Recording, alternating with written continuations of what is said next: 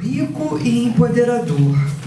Muitas de nós, enfim, eu me incluo, claro, né? Nós chegamos aqui ontem, assim, com uma energia não tão vibrante, né? Como essa que a gente está agora. Então eu quero, antes de tudo, uma salva de palmas, já. Amanhã tem mais, né? Para Denise e para a equipe deles, né? Como assinalado pela Petronília, nós estamos ombro a ombro em marcha, né? Muitas aqui também, eu estou há mais de 30 anos, sou companheira de muitas, e é uma marcha permeada pela sororidade, orientada ao bem viver, no sentido hoje discutido e pensado, no sentido colocado na carta que as mulheres da marcha, né, formularam e entregaram recentemente à nossa presidente eleita, Dilma Rousseff. Eu quero agradecer muito a oportunidade de estar aqui acompanhando essa atividade e dizer a todas meu muito obrigada. Bom, vamos dar início então a essa mesa. As reflexões em torno do tema Perspectivas de Gênero na Administração da Justiça. Esse é um tema muito caro ao Fórum Justiça. Muito se comenta sobre esse poder, sobre o poder que reside nas administrações, que reside no executivo ou nos executivos instalados nas entidades que conformam, né, o sistema de justiça. A ampla discricionariedade dos tomadores de decisão nesse sistema resulta em extraordinário poder, como um extraordinário poder depositado na meritocracia, como a gente tem tido a oportunidade de perceber ao vivenciar essa crise que abate o nosso país. Ministros do STF deixam de observar o tempo razoável do processo, olvidam-se de examinar liminares, pedidos de urgência, liminares em tempo hábil, liminares que versam sobre a legalidade democrática no Brasil. E nesse contexto, qual o protagonismo das mulheres? Qual a expectativa que a gente tem das mulheres que já estão inseridas?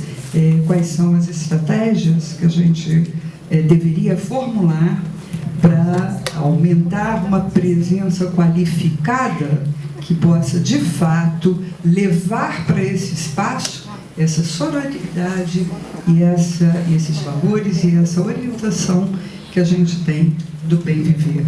Então, eu acho que em torno disso que a gente vai conversar com a Fabiane e com a Vilma Reis.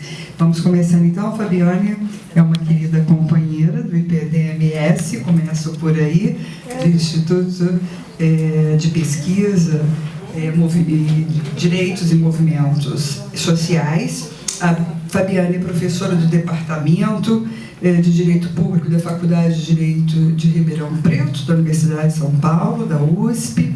Realiza pesquisas de extensão ligadas aos temas de direitos humanos, violência de gênero, movimentos sociais, educação popular e assessoria jurídica popular. Coordenadora do Núcleo de Assessoria Jurídica Popular de Ribeirão Preto e líder do Grupo de Pesquisa em Direitos Humanos, Democracia e Desigualdades da USP. Bem-vinda à mesa e com você a palavra. Bom, boa tarde a todas. E também acho que compartilho do mesmo sentimento aí de gratidão que a Rosane expressou no começo, de ter vindo para cá. Foi quase que um refúgio em relação a essas 2 últimas semanas que acho que todas nós passamos aí por conta desse cenário terrível que vivemos nesses dias. Bom, eu tentei aqui dialogar um pouco, né, preparar um pouco a minha fala, dialogando com o debate que a Alda começou ontem, que está relacionado à melhoria, né, do acesso à justiça para as mulheres, ou seja, compreendendo o acesso à justiça como um direito também, né, não só uma prestação de serviço, que deve ser feita de modo adequado, mas também como um direito. E também pegando um pouco a história que ela contou hoje, né, pela manhã, com o passarinho, né, na floresta, um pouco a minha fala, sei lá, né, diante, acho que de tudo aquilo que cada uma aqui já relatou e o que a gente sabe dos relatos, de como é a ida das mulheres ao judiciário brasileiro, eu me sinto menor, ou seja, um pouco a proposta, né, o que eu vou colocar um pouco para o debate, menor do que um passarinho, me sinto meio um micróbio, né, assim, na floresta tentando apagar o fogo, mas, enfim, o judiciário brasileiro, né, parece uma rocha, né, muitas vezes para as advocacias feministas, advocacias populares, para os movimentos sociais de modo geral, né, uma rocha meio quase que homogênea, inquebrável, e o que a gente vai falar aqui é um pouco das microfissuras possíveis aí para a gente pensar um alargamento, né, de algo dentro desse campo para a efetivação dos direitos das mulheres. Então, né, é dentro aí desse contexto. Então, os desafios são esses, né, que acho que já foi colocado. Mais especificamente, né, o que eu vou discutir é a garantia do direito ao acesso à justiça para as mulheres, né, desses postos aqui. Ainda retomando, a Alda já também falou ontem, muitos desses slides agora, né, acho que já foi pontuado bastante aqui. Então, o significado, né, desse direito: gozar do devido processo, né, contar com as garantias judiciais, ser aceita e protegida como testemunha, participar e compreender o processo. Enfim, a gente já debateu bastante isso. Direito das mulheres, aqui eu só vou destacar, né, um pouco a literalidade da Convenção de Belém, porque depois os dados que eu vou apresentar também vai falar disso, ou seja, a Convenção de Belém vai colocar, né, como um dos direitos humanos aí, acho que principais, né, da sua temática, o direito da mulher a uma vida livre de violência. Então a gente está pensando esse acesso à justiça, né, tematizando aí a questão da violência de gênero. E lembrando, né, que é dever do Estado brasileiro, porque ele assinou, a atuação com devida diligência, ou seja, dentro do devido processo, né, a promoção, é dever do Estado, lembrem disso, então, né, a educação e treinamento do pessoal judiciário, policial e outros funcionários, e também a oferta né, a produção, né, de pesquisas e coletas estatísticas e outras informações relevantes, né, para a gente pensar aí a medição, né, ou a avaliação da eficiência do Estado em garantir esse direito às mulheres. Bom, e aí o próprio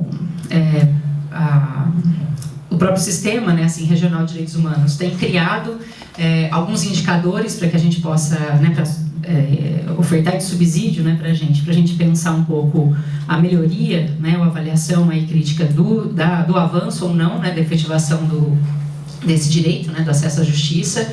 Eu só destaquei aqui, né, indicadores de caráter estrutural, processual e de resultado. Então, os indicadores estruturais, né, algumas coisas que a gente pode tentar, né, pensar para avaliar os serviços. Se os procedimentos judiciais contemplam mecanismos para efetivar as medidas protetivas e garantem segurança efetiva às mulheres, né, vítimas de violência, os filhos e testemunhas. A proibição explícita de uso de métodos de conciliação, mediação, suspensão de processo, né, aplicação do critério de oportunidade e tal. E o serviço de assessoria e assistência jurídica gratuito.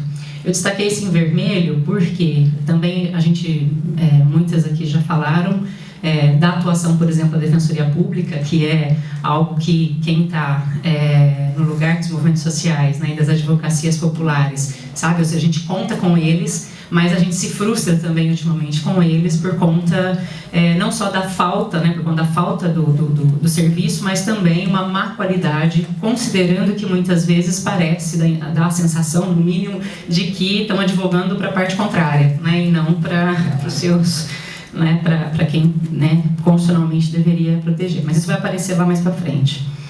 Indicadores de processo. Destaquei alguns estão aqui em vermelho, é o que a gente vai, né, apresentar um pouco os dados, algumas coisas para isso. porcentagem de ordens de proteção outorgadas em caso de violência contra mulheres, né, em relação ao número de proteção solicitadas, percentual de sentenças ou liminares que utilizam ou incorporam a Convenção de Belém, ou seja, então, na construção da argumentação, né, judicial, né, um indicador aí importante que a gente tem que pensar é o grau de incorporação da temática, né, assim, dos tratados internacionais para compor aí a decisão. Número de sentenças ou medidas, né, desagregada por sexo, idade, raça, etnia, condições econômicas da vítima e autor. Isso aqui é um problema, porque a gente só tem esses dados no boletim, às vezes, né, ou na notificação, lá no inquérito, lá no início do processo. Isso tudo é pagado ao longo do processo, né? Então a sentença ela sai, o acórdão sai e é uma mulher, né, assim, um autor e uma vítima. Mas enfim, tem assuntos aí. E publicidade, acesso à informação das sentenças e medidas protetivas emitidas, né? E são alguns aqui. E de resultados, né? Alguns, ou seja, destaquei aqui em vermelho, número de funcionários e funcionárias públicas que passaram por atividade de formação, sensibilização, capacitação sobre a problemática da violência contra a mulher. Bom, com base nesses indicadores sugeridos, acho que a Alda também falou hoje de manhã, né? O Brasil ele faz os seus informes e diz um pouco como é que está a situação do Brasil, né? De modo geral, né, assim, na América Latina, né, assim, o que o sistema, né, assim, regional ele tem apontado, e o Brasil está aí um pouco nisso, né, assim, algumas coisas são, né, o desconhecimento dos instrumentos internacionais e da legislação nacional em matéria de direitos humanos das mulheres, desconhecimento, confusão, superficialidade, né, a respeito do que é e em que implica a perspectiva de gênero. Então a gente não tem, né, assim, né, de modo geral, uma atuação ou o uso, né, de uma perspectiva de gênero para a construção de qualquer decisão judicial. Falta de conhecimento, né, aparente conflito na pretensão de incorporar a perspectiva de gênero dentro do fazer jurisdicional, né, que acho que a Alda colocou isso de manhã, pois se tem a percepção de observar a situação concreta, né, da pessoa resolver de maneira diferente da forma como tradicionalmente faz, né, resultando na violação do princípio da igualdade, né, sobretudo em matéria de família, ou seja, parece que eu estou ferindo a neutralidade, a imparcialidade. Bom, enfim, isso aqui tudo já foi falado, né, assim, aqui o informe, né, ou seja, aquilo que o Brasil disse, né, que está fazendo. Então, está aprendendo esforços junto às escolas e conselhos da magistratura para a formação dos quadros. Então, eles estão, né, o Brasil disse que está fazendo isso. Em 2014. Mas assim, vamos, né? É importante a gente saber que ele disse isso. É isso, tá? Que existe o serviço da Defensoria Pública. O Brasil disse isso. Que está elaborando sistemas de informação para disponibilizar dados do judiciário. A gente só em 2014 a gente teve o censo da magistratura que foi, né, em que foi possível a gente descobrir qual é o gênero e a cor da magistratura brasileira. Porque até então, até na ficha, né, que se disponibiliza, a ficha, né, assim, de quem entra, né, no quadro, ou seja, desse juiz ou juíza que entra na magistratura, não tinha ali raça ou etnia. Então o juiz ele já entra no seu, né, seja lá, né, no seu ingresso na magistratura como servidor público sem a menção a, exatamente, raça e etnia. Então a gente não sabia, só soube pelo censo. E só agora, com a resolução nova do CNJ, que se não me engano é 2014 também, ou 2015, começo de 2015, que criou tanto a cota, né, para o ingresso da magistratura, cota racial, como também obrigou os sistemas de informação a disponibilizar, né, colocar na ficha também cor e etnia. E mencionou a campanha Compromisso e Atitude, né, para buscar, tem buscado criar uma base, né, base virtual de sentenças exemplares. Isso é o que o Brasil indicou. Bom, considerando isso, bom, eu tenho feito lá em Ribeirão algumas pesquisas lá com um grupo de pesquisa que tem funcionado meio como um observatório do judiciário na temática de gênero. A gente tem algumas pesquisas que fazem tanto análise de conteúdo de sentenças judiciais, né, assim, um pouco nos marcos aí teóricos, né, de uma literatura de gênero e raça, como também alguns levantamentos aí quantitativos, né, para pensar um pouco a relação entre judiciário e movimentos feministas, judiciário e temas de gênero, etc. E é isso que eu quero um pouco, né, mostrar para vocês agora. Bom, nesses estudos a gente tem focado bastante, dentro de todos os órgãos, né, que a gente tem na magistratura brasileira, nos tribunais de justiça estaduais. Por que o foco nos tribunais de justiça, nessas análises de sentenças, etc. Primeiro que se eu fosse em primeira instância, não dá para fazer pesquisa, porque só agora também, acho que a partir desse ano, né, me corrijam, aqui a gente tem também um banco de dados que está disponibilizando aí as sentenças em definitivo de primeiro grau, dados do processo para o público em geral. Então a gente não tinha como saber, né, e ainda não tem muito como saber o que os juízes de primeiro grau fazem. E tanto o primeiro grau como os tribunais de justiça, eles discutem temas no seu mérito. Então não é só aquela discussão de constitucionalidade ou aspectos formais, como às vezes o STJ e o STF, que são os dois superiores, fazem, né? Mas ainda se fala sobre discussões de conteúdo, né? Assim, discussões de direito, né? Debate de tema de direito. E em tese, ou seja, né, quem está lá, ou seja, o TJ ele decide em colegiado, né, então na decisão de um juiz só, né, é um colegiado, é uma câmara, e como os desembargadores que estão lá, eles estão lá por conta de uma experiência, de uma maior experiência, a expectativa é que a gente tenha decisões melhores, né? Ou seja, né, de pessoas que já percorreram aí o Estado, já fizeram carreira, já são mais velhos, etc. Então, ou seja, o fundamento a gente foca ali, né, porque em tese estão lá aqueles com maior experiência, mais capazes, né, portanto, respostas mais adequadas. Mas a nossa percepção, né, é que os desembargadores que estão lá de um modo geral, né, eles tendem a passar por um processo, até mesmo essa trajetória, né, de maior dessensibilização, tecnificação, homogeneização do pensamento, né, então, colonização, reforço de um perfil profissional de homem universal, que também é um pouco que a gente já discutiu ontem. Bom, aí duas perguntas que então agora, né, a gente chega aí ao que eu quero colocar como debate. Como garantir a efetivação do direito ao acesso à justiça para as mulheres, considerando o estado da arte atual, né, do judiciário, ou seja, esse judiciário? Quais os ganhos e os limites das políticas públicas existentes para o fortalecimento de tal direito? A principal política pública que a gente tem hoje é a Lei Maria da Penha, né, em temática de gênero. Então, ela eu estou considerando não só como uma lei, né, mas como uma política pública, porque a partir dela a gente cria instituições, a gente cria serviços e a gente cria também toda uma forma, né, diferenciada, processualmente dizendo, né, materialmente dizendo, de lidar com a violência de gênero. Bom, quais são nossas hipóteses, né? A Lei Maria da Penha como política pública em gênero trouxe mudanças positivas que estão além da própria implementação de medidas de enfrentamento à violência. Eu vou destacar medidas culturais, e eu vou falar uma delas ali na frente. Só que essas mudanças, né, assim, para avançarem, elas precisam se articular a outras políticas de democratização do judiciário. Senão, os próprios avanços da Maria da Penha, ou seja, eles ficam um pouco nesse vai para lá, vai para cá, né? E aí eu quero um pouco mostrar alguns dados para confirmar um pouco ou não essas duas hipóteses, tudo bem? Então vamos começar. Qual que é o gênero da magistratura?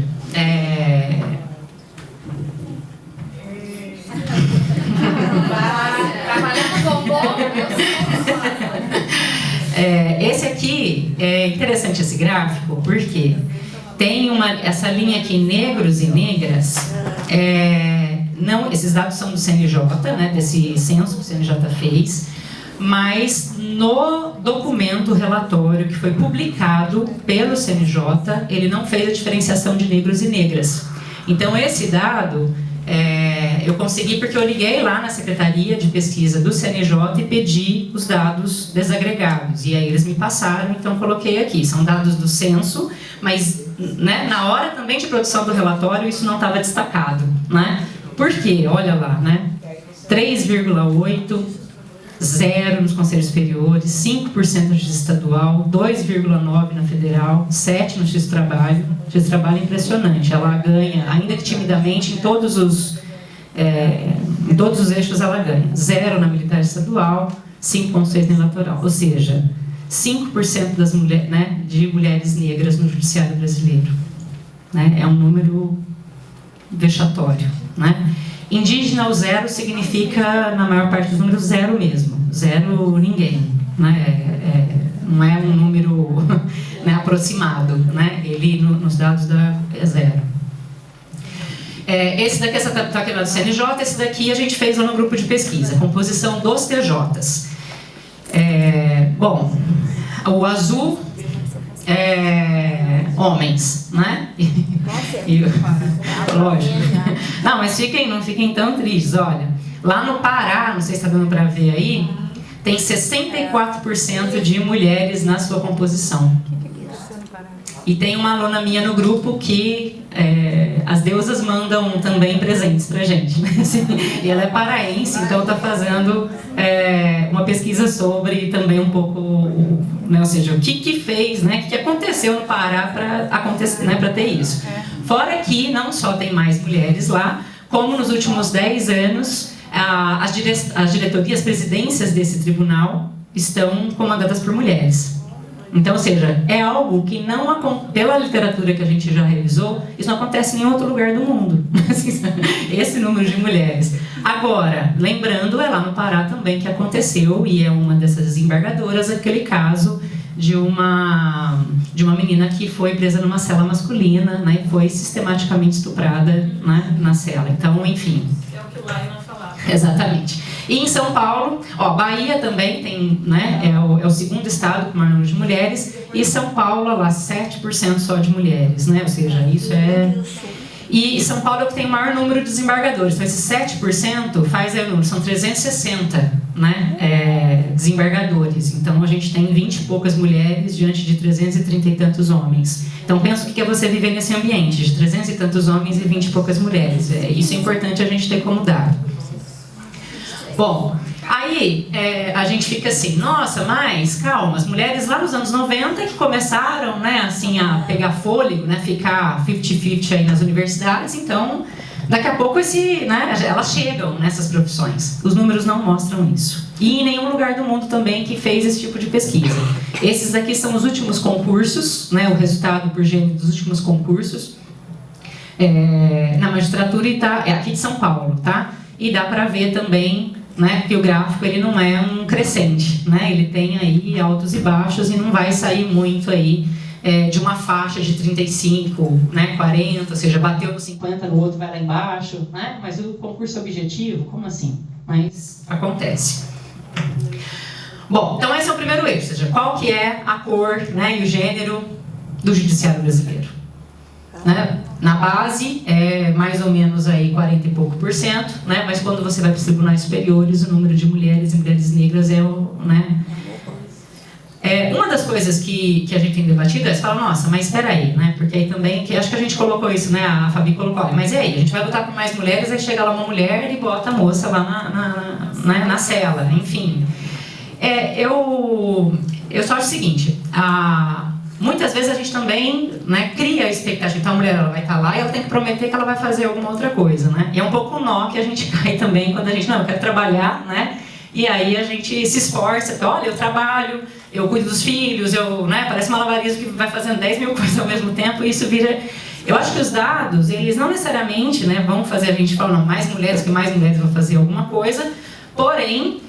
ter um número tão grande de homens assim, né, uma disparidade tão grande assim, em termos de raça e em termos de gênero, mostra que esse sistema ele não está baseado em mérito.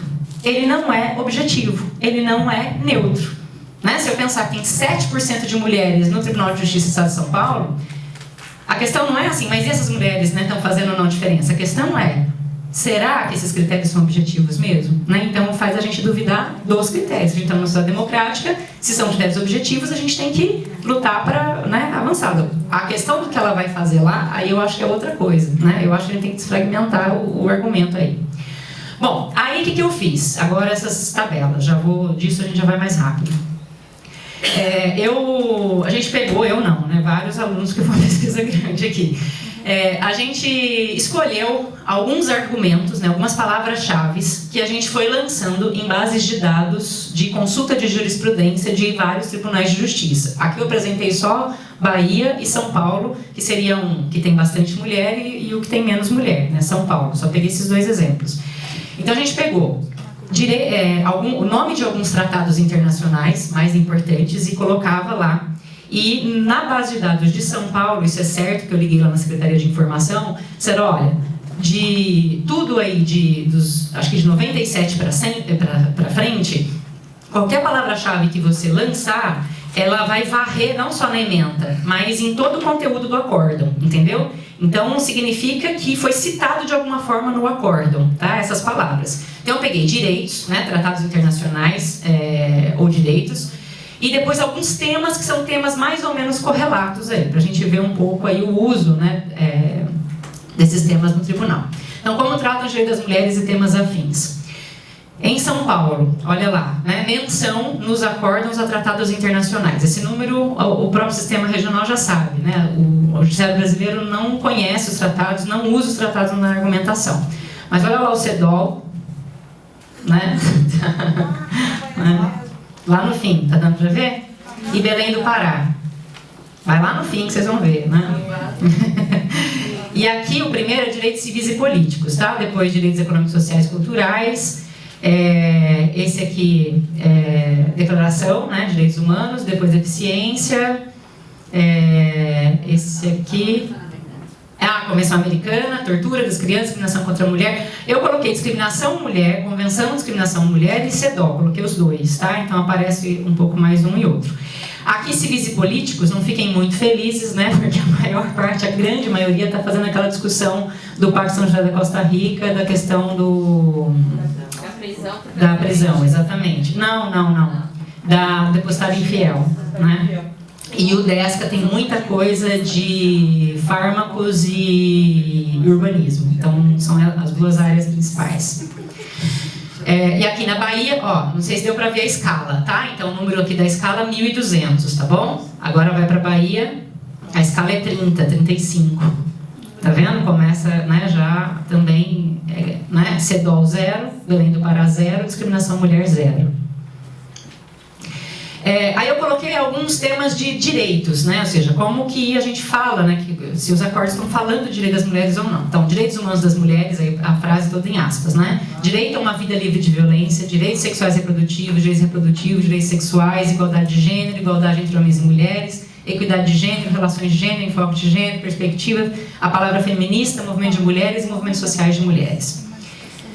Não fiquem felizes também com essa igualdade entre homens e mulheres, porque esse argumento é usado na grande maioria, não tem um número exato, mas para defender o direito do homem, né? Então, ou seja, a mulher tinha já algum direito lá e aí o juiz fala, não, se a mulher tem, o homem também tem que ter, né? Então, questão de pensão pós-morte, algumas coisas assim. Então, olha, né? Ou seja, direito a uma vida livre de violência, esse traçozinho aqui significa o número, tá certo? É um só acórdão, né, no TJ de São Paulo que menciona esse direito. E movimento de mulheres aparece grande, mas também as feministas não fiquem muito felizes aí também, não, porque são também acho que 3 ou 4 menções que eles falam movimento de mulheres para falar uma discussão em casas de prostituição. E aí o movimento, ou seja, a circulação de mulheres naquele espaço. Né? Porque movimentos sociais de mulheres, aí é 0, tá? Então, tá. Feminista, tem um outro dado aqui, a maior parte é xingamento, tá? Mas tem uma coisa importante aqui, mas a gente vai ver no outro. E aí Bahia, ou seja... direitos sexuais e reprodutivos, né, assim, que mais aparece, mas também numa escala, tá vendo? 7, né, ou seja, lá muito abaixo, né. Bom, temas, aí eu peguei alguns temas aí de violações, né, ou tipos penais, ou tipos, né, assim, que podem aparecer. Acho que foi a Alda que falou, né, ou seja, que o direito penal, né, ele é meio uma construção para controle dos corpos das mulheres, né, e isso dialoga muito com esse dado, olha, 35.000 ocorrências para a palavra estupro, né, em acórdãos, é uma coisa, né, atentado violento ao pudor, violência doméstica, estupro de vulnerável, né, Esse daqui é interessante, importunação ofensiva ao pudor, eu vou falar daqui a pouco dele. E aí vai, tá vendo? A violência obstétrica tem uma ocorrência que não é ocorrência de menção ao judiciário, né, falando ali na corte, e sim a defensoria que alegou violência obstétrica lá, uma ação, e aí o juiz reproduziu. Na Bahia também é a mesma coisa, lá, estupro em todos os tribunais é o que mais ocorre, tá? Né, dessas palavras que eu peguei, é a que mais tem ocorrência. Bom, isso números gerais. E como julgam, né? Como esses tribunais julgam? Eles julgam, julgam bastante. Eu peguei só alguns trechos, rapidinho, porque muita gente já tem experiência, e vocês têm experiências aí terríveis, né, assim, com o judiciário. Então, aqui nesse de violência obstétrica lá, né, compreende-se o aborrecimento da parte autora dos familiares, mas não se pode imputar ao plano de saúde, ao hospital e à médica qualquer responsabilidade. Né? A existência de muitas alegações sem respaldo em prova, né, estão não tem respaldo em prova, documental e testemunhal. Outro, né? No entanto, não há provas de que tal circunstância do parto, né, foi uma episiotomia que foi mal feita, né, assim, bom, todas elas, né, são questionáveis, mas ela ficou com uma disfunção permanente, né? E aí ele fala, ou seja, não há provas de que tal circunstância por si só seria capaz de causar todos os males descritos no inicial. Além, né, aí depois ele vai falar, ou seja, que a mulher, ela sofria danos, né, numa situação emocional difícil, né, no momento do parto, além do sofrimento causado pelo próprio parto em si, cujo estresse é do conhecimento ordinário. Ou seja, imputa tudo aquilo que ela passou ao próprio evento parto. Isso tem os borbotões. Quando você coloca violência obstétrica, é só essa ocorrência, no TJ de São Paulo. Mas quando você coloca episiotomia, aparecem 1000 e tantas ocorrências. Né? Assim, é um negócio absurdo. E laqueadura sem consentimento. Um número absurdo. São Paulo, eu estou falando. Esse daqui é de Santa Catarina, mas eu acho muito importante porque a gente conseguiu esse por conta da palavra feminista, mas olha que interessante, né? Um uso contra as feministas. Olha lá, ó. Américo de Oliveira Castro, a gente nunca ouviu falar desses desgraçados, mas né, esse povo acha eles, né? Citado por Basílio de Oliveira, muito antes da eclosão do movimento feminista, já antevia. A obrigação alimentícia não é um estímulo à madraçaria do alimentando. A impossibilidade de prover o próprio sustento é uma questão eminentemente de fato, mas que depende também da apreciação pessoal do juiz atuando soberanamente. Com a latitude que ordinariamente assumiu o trabalho feminino sobre várias formas, afetando todas as camadas sociais, a simples questão do sexo não gera mais interrogação tão delicada como outrora, em que as donzelas viviam no receio das famílias, sendo então algo chocante qualquer gênero de trabalho exterior salvante o professorado. Não se pode, pois, na atualidade em que vivemos, compreender a mulher como uma figura fragilizada na estrutura social, devendo, por isso, qualquer norma legal de proteção ser interpretada com temperamentos retrogradadas cautelas. No mesmo, né? Ou seja, olha, é a mesma pessoa, tá? No mesmo diapasão, contrário ao comum do comportamento assumido pela mulher beneficiada pela pensão, que passa o resto da vida vivendo dela, tornando-se um peso morto no organismo social. A doutrina Enfim, e tudo isso, ou seja, aqui termina o voto dele, ó. É horrível, né? Assim, mas qual que é o caso, né? Lá. Isso, penso eu, seria tônico estimulante para que a ex-esposa permanecesse inerte, vivendo às custas do outro, sem qualquer interesse na retomada da sua vida, né? No caso em Liz, ele pega um trecho, ou seja, são 3 páginas, e ele reproduz o mesmo trecho misógino em 11 decisões de casos diferentes de mulheres que estão pedindo pensão, ou estão, né, o marido que entrou com consideração, revisão, etc. E em todos os casos ele diz não. De mulheres que tinham um tempo de casamento de 1 ano e separaram com 22 anos, a esse caso, né, assim, e outras de 30 e tantos anos de casamento. Ou seja, para as 11, ele fala não. Fala, no caso em lista, o que se denota é que apelante é a pessoa que ainda se encontra com pleno vigor físico, contando atualmente com 48 anos de idade, possui formação superior, e não está cometida por nenhum problema de saúde que a impeça de exercício de atividade profissional. Ela separa com, acho que 50 e poucos anos, e o marido é militar. Né? E, enfim. Então, ou seja, né? Esse caso, não sei se vocês sabem, eu não sabia disso, mas uma quantidade muito grande de estupro de vulnerável, né, que é alegado depois no TJ, é mudado para importunação ofensiva ao pudor, que é uma contravenção penal. E aí um pouco a discussão é, né, olha, só passou a mão, estava em casa, esfregou, né, o órgão na menina, a maior parte adolescentes e meninas, né, crianças.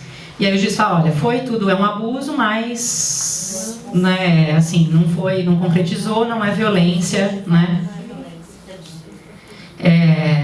Ah lá, apalpadelas sobre a roupa, beijos furtidos, importúnios, né? Em que pese reprováveis absurdamente grosseiros, em trás não se inclui. A geografia do sistema normativo, né, exige uma agrimensura mais cuidadosa, né? As condutas realizadas ofensivas, traumatizantes, ainda mais quando dirigidas contra uma criança, não se enquadram no perfil dos atos libidinosos normalizados no subtrato. Né? Ou seja, conduta reprovada, que porém não configura atentado violento ao pudor, atos que não visaram a satisfação da lascívia, foi um incômodo. A mina sofreu um incômodo. Bom, é isso, né? E baseado numa doutrina, ou seja, né? Aqui eu peguei só um trecho, mas vocês têm lá 10 mil coisas. Essa aqui do Nelson Hungria.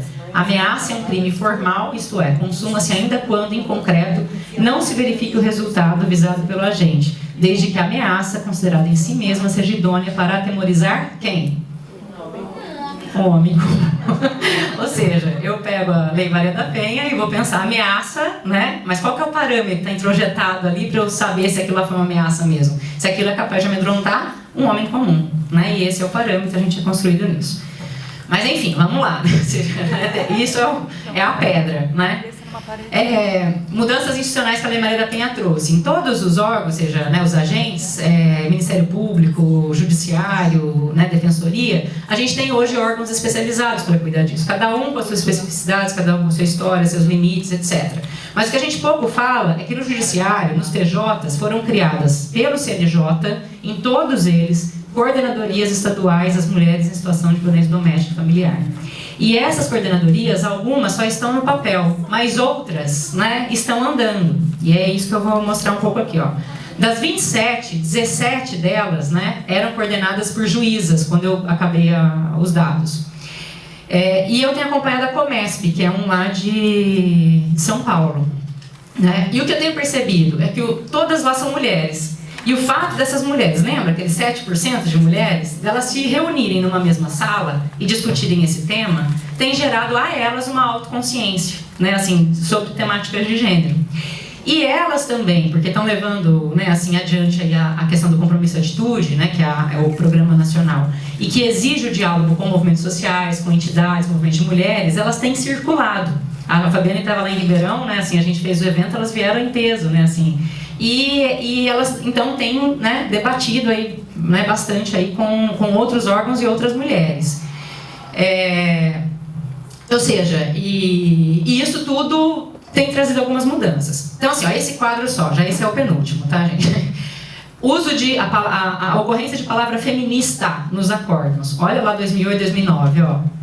Antes, ali, de 2007, 2008 para trás, as ocorrências que tinham eram todas para xingar feminista, tá? De radical, de louca, de não sei o quê. De 2008, 2009 para frente, as feministas aparecem nos acórdãos como: de acordo com a jurista feminista fulana, de acordo com a feminista não sei quem, pelo estudo da feminista tal. Não está falando muita coisa linda, mas, né, não só está falando, né, ou seja, ó, de acordo, ou seja, mudou. Isso é importante, não é assim? Porque até então era algo pejorativo. Uma juíza só, né, ou juíza mulher, faz diferença? No caso da Comesp, no caso do TJ de São Paulo, no caso ali, faz. Né? Olha os números, vocês saíram aqui animados. Ou seja, a presidente da Comesp é uma desembargadora, chama Angélica Almeida, é importante a gente saber o nome, né? E ela veio pelo 5º Constitucional, ela era advogada, então isso também já cria outro ambiente para ela poder ter poder de agência ali, né? Não está ali dialogando com seus pares. Naqueles dados que eu trouxe lá das ocorrências, olha só, ela foi relatora em mais ou menos 200 casos de violência doméstica, né? Ou seja, mais ou menos 1% do que tem lá caiu na mão dela. Quando tem o termo apareceu relações de gênero, 100% foi ela. Direito a uma vida livre de violência. Só ela em todos os tribunais do país. Tá dando para entender? Ela é a única desembargadora que mencionou num acórdão esse direito. Assim, sabe? 42% menciona o termo violência né, do geral, é dela, né, que menciona violência intrafamiliar, 32% Convenção de Belém, 28% discriminação contra a mulher, 11% discriminação... Ah, tá. Não, então é discriminação de gênero e mulher, tá? Esses dois aqui, tá? Agora eu não sei qual que é qual. 6% igualdade de gênero, mas os dados estão lá na tabela. Depois, 5% violência, tá. Tá dando para ver? Ou seja, ela tematizou isso. E no penal, as outras referências aos tratados foi na Câmara dela. Outros homens da Câmara dela. Deu para entender? Ou seja, copiaram ali e influenciou. Então não só ela tematizou, como a Câmara dela tematiza mais. Bom, mais mulheres muda? Não sei, mas mais mulheres com programas, né, específicos, políticas de gênero no judiciário, tende a mudar. Né? Assim, é essa a questão. Pra gente, a gente precisa construir uma agenda feminista ou de gênero para a reforma do judiciário. Né? Ou seja, um pouco essa questão. Definir, ou seja, essa agenda, né, estratégias, ações prioritárias em áreas críticas, e aí, né, mulheres negras, ou seja, a população negra, eu acho que né, assim, intervir em programas que já estão em cursos do judiciário, de reforma do judiciário, tensionando em foco de gênero, né? E articulação para fortalecer a agenda de controle social e transparência, né? Ou seja, democratização. A Alda falou isso hoje, né? Que lembra que ela estava falando da palavra do accountability, né? Ou seja, e essa é uma agenda de outros movimentos sociais, de outras articulações brasileiras, né? A articulação JustDH tem colocado isso muito fortemente. Propor reformas para melhorar respostas às demandas jurídicas da mulher. Bom, aqui só a Gregória e a DB, que são também teóricas lá de São Paulo, mas porque os dados, elas também fazem as pesquisas com base nesse mesmo universo que eu estou pesquisando, né? Então, a luta pela expansão do acesso à justiça implica, pois, negociações, ou seja, a gente tem colocado muito aqui as angústias, será que vale a pena? Será que vale a pena? Porque dói demais, né? Ou seja, a frustração é imensa. Ou seja, a gente vai ter que, né, decidir, ou seja, isso acho que, né, faz parte, né? E sugestões específicas, e finalizo aqui. O fortalecimento, ou seja, vamos ver o que a gente já tem, né? O fortalecimento das coordenadorias estaduais. Exigir um pouco, né, ou seja, demandar um pouco mais delas.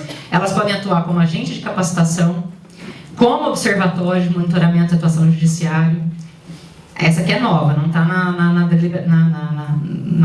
resolução que a criou. Mas ela poderia ter também um espaço de ouvidoria, ou seja, né, interna, né, assim, mas que recebesse um pouco esses casos de sentenças misóginas, machistas, etc. E atuar como agente articulador judiciário com movimentos feministas e entidades de direitos humanos. Obrigada.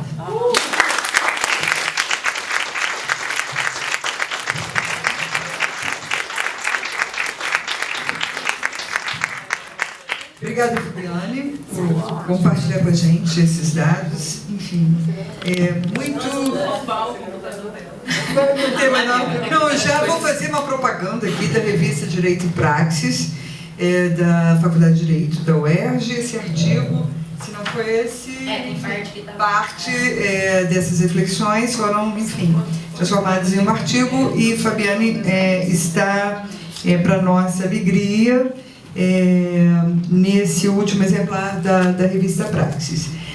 Sem dúvida, eu fiquei muito animada com essa proposta, essa provocação da gente formular uma agenda específica para intensificar a vertente democrática do sistema de justiça. Se é que ela existe, porque nessa crise, diante do acanhamento do CNJ, do CNMP, que seriam os nossos órgãos inovadores, né, e que, enfim, por conta, em grande parte, da existência desses órgãos e da possibilidade de mudança que eles poderiam trazer no sistema de justiça, a gente dizia, não, no Brasil, diferentemente de outros países na América Latina, a reforma da justiça, ela, além da vertente conhecida, economicista, ela tem uma outra, né, que está sendo construída e está sendo estendida, desenvolvida, também com a participação dos movimentos sociais,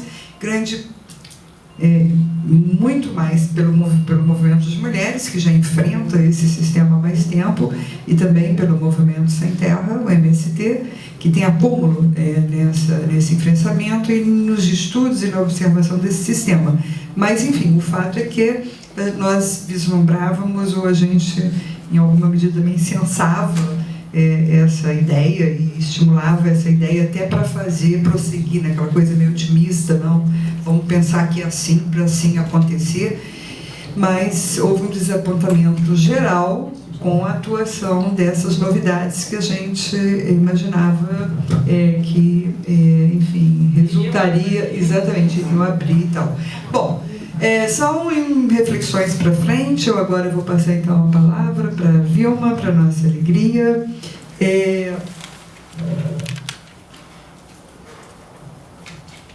Bom, Vilma é socióloga, formada pela Faculdade de Filosofia e Ciências Humanas da Universidade Federal da Bahia. É uma expressão de luta pela igualdade racial, tomou parte em diversos conselhos, participou ativamente do movimento de defesa das comunidades quilombolas na Chapada Diamantina.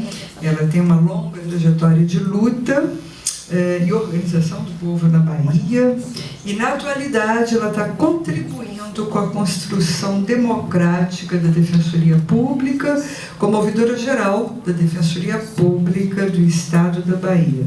É um prazer ter a Vilma Reis conosco nessa tarde, nesse painel. Obrigada.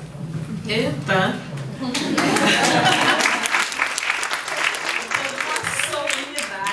Na fala aí de Rosane. Tudo bom, gente? Boa tarde. Eu vou dar uma boa tarde pra gente pensar, tem mais 5 horas. Não tem, né? São 18 horas em ponto. Vamos aguentar firme aí esses minutos. Primeiro agradecer as companheiras da Temes, agradecer a companheira ouvidora aqui do Rio Grande do Sul, Denise Dória, cadê ela? Que a gente está marcando falta e tudo. Eu queria começar lembrando uma história que nos posiciona muito, né, contra a questão da omissão, né? Há alguns anos atrás, eu me lembro, em 2001, lembrando uma história sobre Toni Morrison, que nos deu um livro memorável chamado Amada, né? E tantos outros, Jazz, Paraíso, O Olho Mais Azul. Ele, ainda muito jovem, trabalhando como jornalista em Nova York, perguntou a Toni Morrison por que ela sempre se reportava ao tema da escravidão negra nos Estados Unidos, contra a população negra nos Estados Unidos. É como se fosse uma faca o tempo todo, né? E eu fico pensando nessa pergunta de Gilroy como um cara do Suriname que se move muito nesse contexto de Londres, aluno do Stuart Hall, né, que também enfrentou de uma outra forma um debate que a gente pretende alargar aqui, que é sobre a nossa presença de mulheres negras em alguns espaços. E Toni Morrison olhou no fundo dos olhos de Paul Gilroy e disse para ele, né, tipo, nós não podemos nos bastar no que a América nos oferece, e o meu papel como escritora não é que eu seja antiquada. Ela começou a responder outras coisas para Paul Gilroy e disse, o meu papel é ter o esforço de que eles nunca esqueçam o que aconteceu. Esse é o meu papel como escritora. Portanto, eu acho que a nossa presença num debate no interior de alguns entes do sistema de justiça tem um papel extremamente pedagógico, né? A nossa presença, recentemente eu falava no encontro da semana da Defensoria, que a semana passada em todos os estados ocorreu a Semana da Defensoria, que dia 19 celebra o Dia Nacional do Defensor da Defensora, e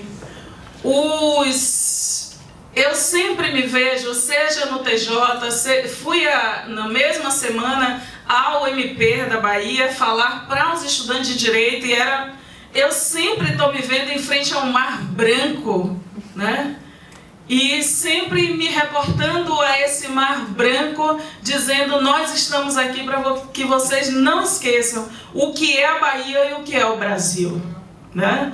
E por que a gente tem que fazer sempre este caminho, né? Recentemente a Ana Flausina, junto com Felipe Freitas, Hector Vieira e a Tula Pires, que é uma turma muito bacana da UNB, eles me chamaram, vamos lá, Vilma, apresentar esse livro, que é o Discursos Negros, né? Legislação Penal, Política Criminal e Racismo no Brasil. Eu comecei olhando para o que principalmente a Ana Flauzina escreveu, num campo em que ela escreveu sobre a Lei Maria da Penha, cujo título é Entre os Anseios da Resistência e as Posturas da Militância. E muito do que a gente discutiu aqui hoje, nesse seminário, cujo título é Os Gêneros e as Cores da Justiça, para nós, esse debate feito aqui pela Ana Luísa Flauzina, ele é muito importante. E quando eu intitulei o prefácio, né, de Juristas Negros e Negras por Vida e Liberdade no Brasil, é um pouco fazendo esse debate do que, como que a gente está entendendo a nossa presença enquanto mulheres negras. Eu achei genial que a professora Petronilha chegou aqui também com a carta da Marcha de Mulheres Negras, que a gente apresentou no dia 18 de novembro do ano passado à presidenta Dilma Rousseff. Por quê? Porque nós estamos dialogando para dentro e para fora. Primeiro que nós não achamos que o enfrentamento ao racismo e ao sexismo no âmbito do sistema de justiça seja uma tarefa exclusiva das mulheres e dos negros e das negras, né? Nós achamos que é uma tarefa para toda a sociedade brasileira, né? Que precisa ficar de pé e fazer isso que também, primeiro do nosso caminho, isso que também Lélia nos provocou a fazer. Lélia nos disse que numa sociedade violentamente racista e misógina como a nossa, né? Lembrando aqui o livrinho, né, Sueli? Sempre os livrinhos. Sueli um dia dividiu um quarto comigo em Brasília, disse, Deus que me livre. É um inferno ficar com essa criatura. Porque as mulheres que não dormem, né? Amaziadas com café e livro, né? E madrugadas. Mas, enfim...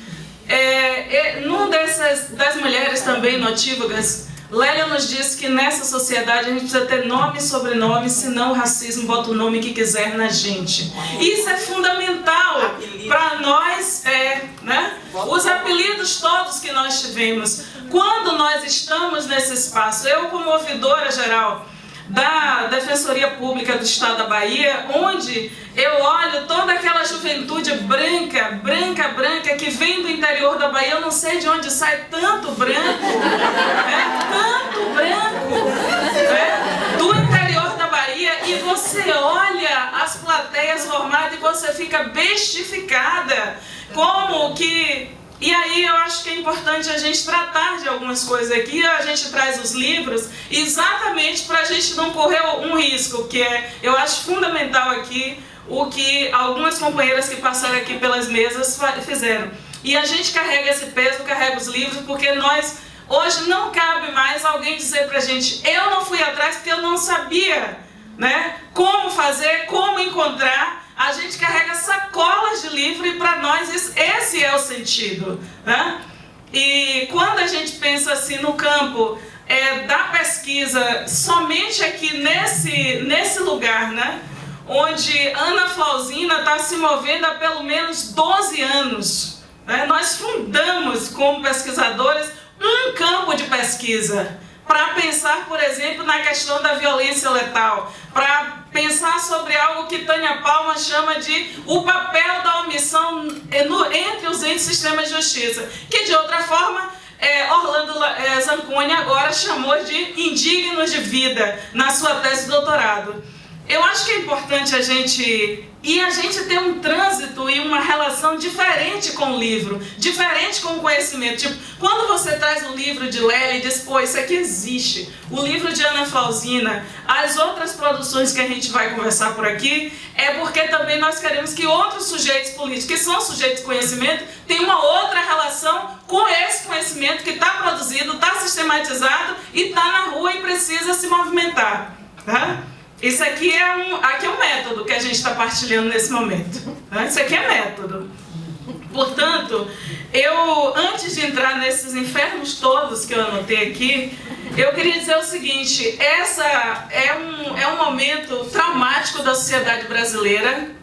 É um momento em que, num período de um mês, nós estamos em profunda angústia profunda angústia, mas eu acho importante quando, por exemplo, a gente lê o texto, a decisão do juiz, que quando ele faz um texto para as mulheres, ele está pensando numa mulher que chegou no mundo do trabalho nos anos 60.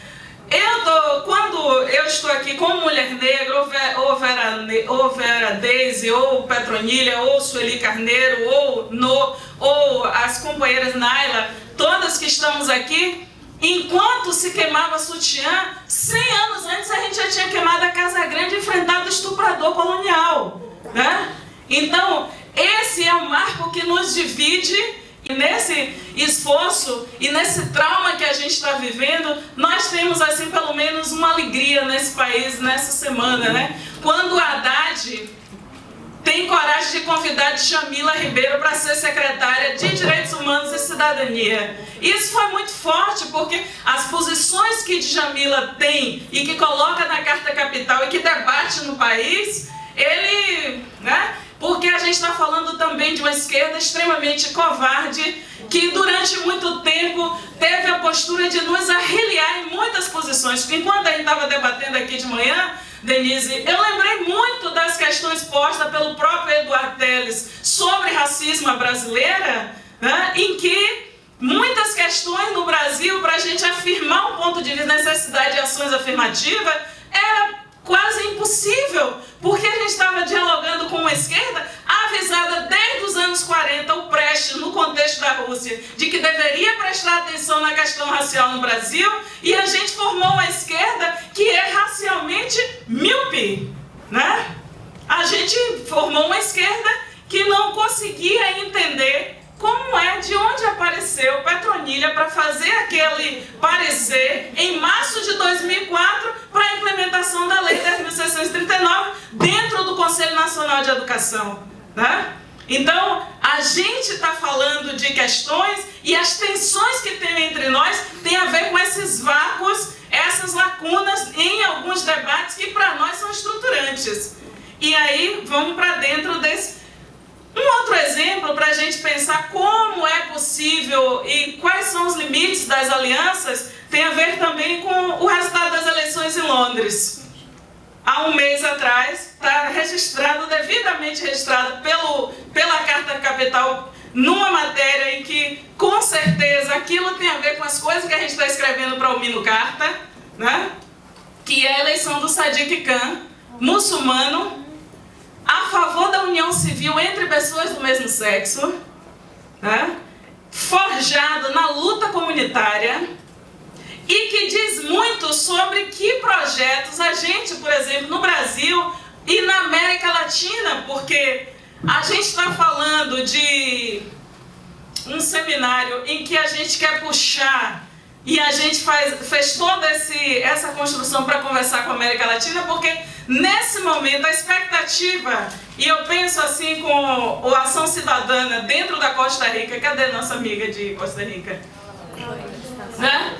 A formação do Partido Ação Cidadã, que nasce com as feministas, que nasce com o movimento negro, que nasce com os movimentos de direitos humanos dentro da Costa Rica, diante da impossibilidade dos partidos na Costa Rica formar uma coalizão de esquerda que pudesse acolher uma candidatura como de Epsi Campbell, né? A gente, nesse momento de crise absoluta no Brasil, a gente tem que se perguntar se a gente vai também pensar nessas coisas, porque como é que Sadiq Khan vira prefeito desafiando os conservadores? São perguntas para também a gente não sentir só que o mundo vai todo desabando. Pois bem, diante disso, eu fico pensando na ausência de diversidade que nós convivemos no Brasil, e penso isso a partir da própria definição de diversidade, que seria a igualdade. O último caminho apresentado aqui por Petronília para a gente sair de um discurso formal e a gente ir para uma efetividade, e lembrando sempre de Audre Lorde, quando nos diz: não se derruba a Casa Grande com as ferramentas do Senhor, né? E por que a gente traz essas coisas para um debate onde a gente deveria estar discutindo? Bom, o que a gente, por exemplo, está fazendo nas ouvidorias? Que finalmente eu senti calor nessa cidade.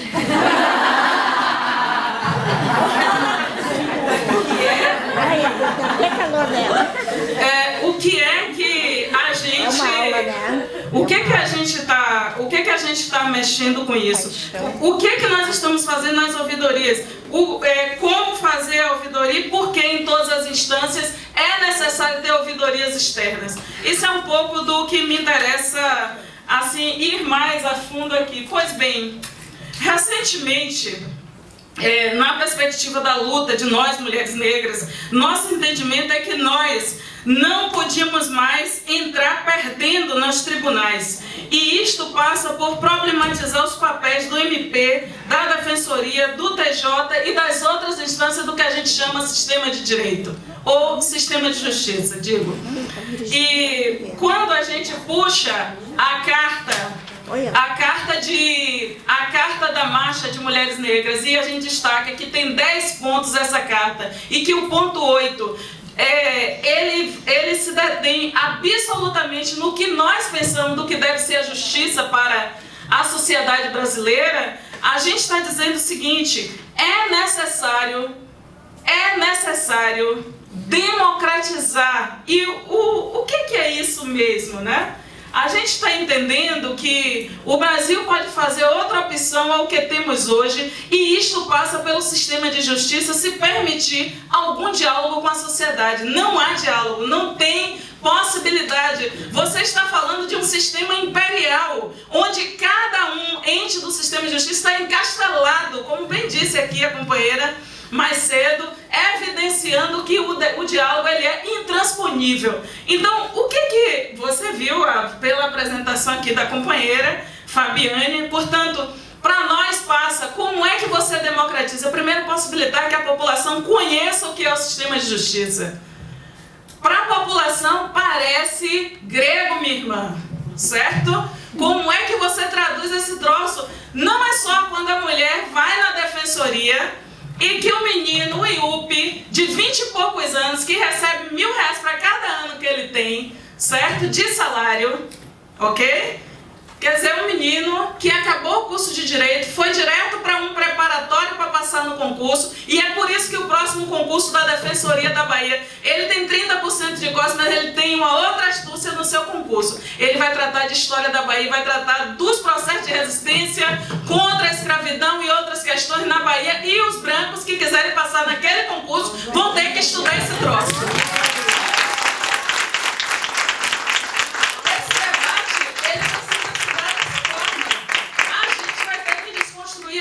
Por dentro, certo? Porque falando na sexta-feira para aqueles quase 500 jovens que estão ligados ao patronato de presos e egressos dentro do MP, e é bom você falar dentro da cabeça da Hidra, né?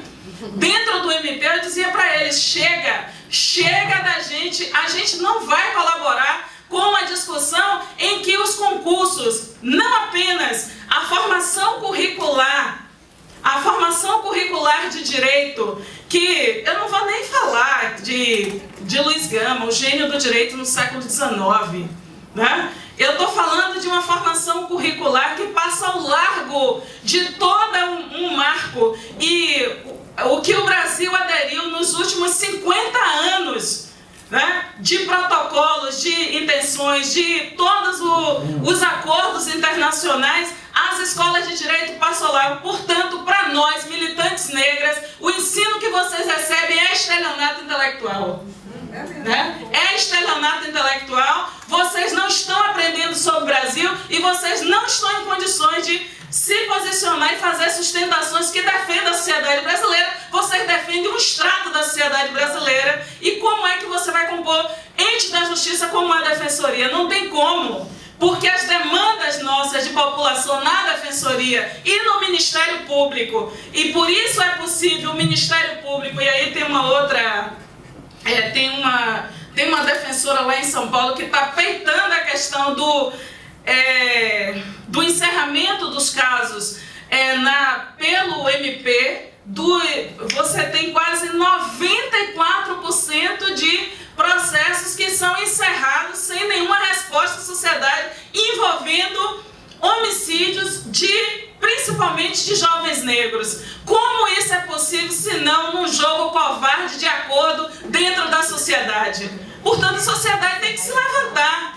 É fácil você apontar a polícia, o policial sanguinário atirou. Quem mais está nesse jogo? Primeiro quem está nesse jogo é o MP, que diz que auto de resistência não é assassinato. Tá? Então,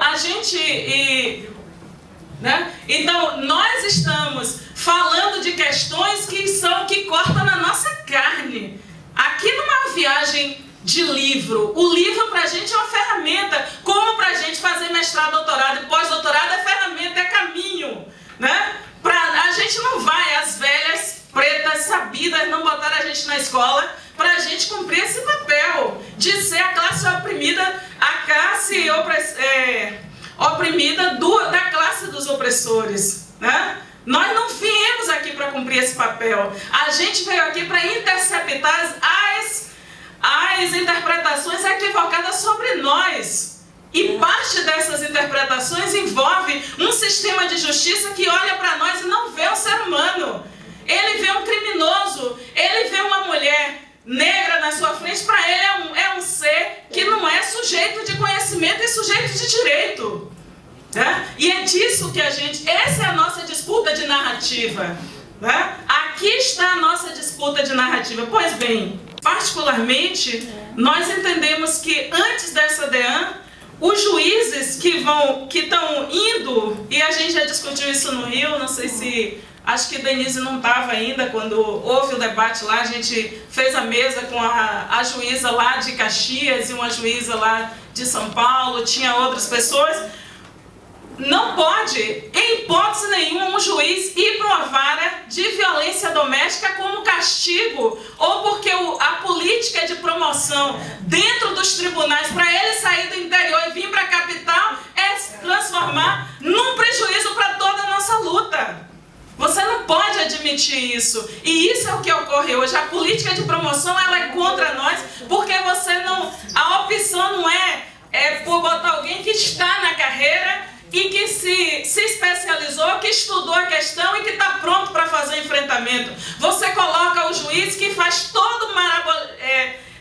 a movimentação para sair do interior e chegar na capital. E onde é que, em geral, estão as varas de enfrentamento à violência? Elas estão na capital, estão na região metropolitana, elas estão nos lugares mais próximos onde foi possível o TJ, né, sob pena de muita pressão, que é onde ocorre muito mais a pressão, ele coloca a vara. Pois bem, as DEANs, elas cumprem aquele papel que o agente vai para lá como castigo. Né? Muitos dos policiais e agentes que estão nas DEANs, eles são espancadores. Eles são homens que agridem as suas companheiras, são homens que banalizam, e muitas das delegadas com a visão misógina. A gente precisa fazer esse enfrentamento, porque senão a gente vai apaziguar o negócio e fingir que é possível a gente caminhar junto. Não é possível. Essa é uma questão. A política, portanto, de promoção automática nas carreiras do MP, da Defensoria, ela nos lega uma situação vexatória de violação de direitos, porque nós temos colocado, e eu digo assim, para mim, e aí eu vi lá na pesquisa que ainda parece traço, eu como uma pessoa que sou membro do Conselho Superior de um ente do sistema de justiça, e que eu vejo toda a gradação, né, tipo... Eu chego numa atividade, aí a pessoa diz assim, tudo bom, você, papapá. Aí tem outro membro aqui do Conselho Superior, a pessoa se doutor fulano, né? Ei, papapá, e desenvolve toda aquela conversa. Eu fico assim, eu penso, não, a pessoa é esquizo, né?